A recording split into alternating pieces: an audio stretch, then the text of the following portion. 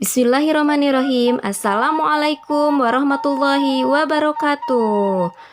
Kumaha kabarna kelas 4 SDIT Alfitroh.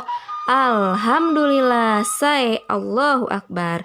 Pendak deui di pengajaran bahasa Sunda kelas 4 semester 2. Nah, alhamdulillahirabbil alamin.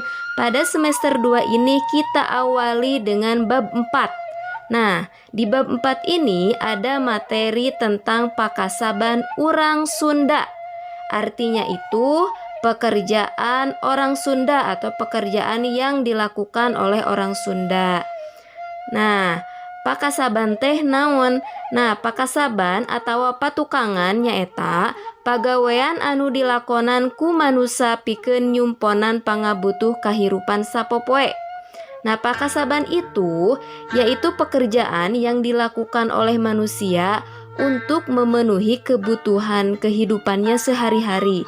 Nah, jadi orang Sunda itu bekerja, ya, apapun itu pekerjaannya agar dia mendapat uang. Nah, itu disebut pakasaban. Nah, mayoritas pakasaban masyarakat Sunda nyaeta patani, nambang kesik, sarta ngahuma.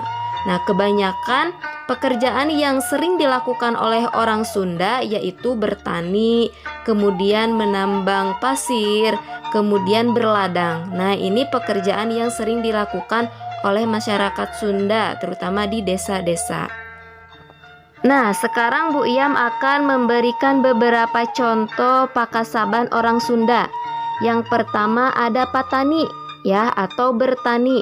Nah, pekerjaan ini sering kalian temukan di pedesaan-pedesaan. Nah, di pedesaan ini banyak sekali dikerjakan oleh masyarakat Sunda.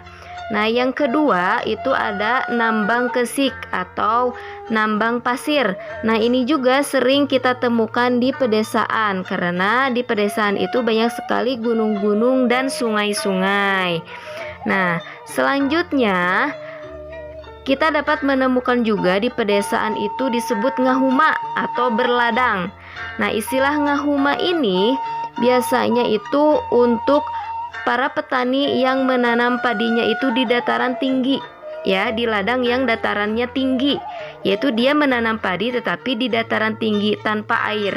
Nah, itu disebut ngahuma. Kan biasanya kalau menanam padi itu harus diairi, tetapi ini tidak.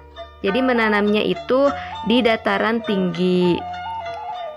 Nah, selain itu, selain yang 3 barusan itu ada tukang dagang kuriling atau tukang dagang keliling. Nah, tukang dagang keliling ini juga biasa dilakukan oleh masyarakat Sunda. Nah, baik itu di pedesaan maupun di perkotaan. Nah, di perkotaan biasanya orang Sunda itu suka bekerjanya di pabrik-pabrik biasanya, ya, atau misalnya jadi ART.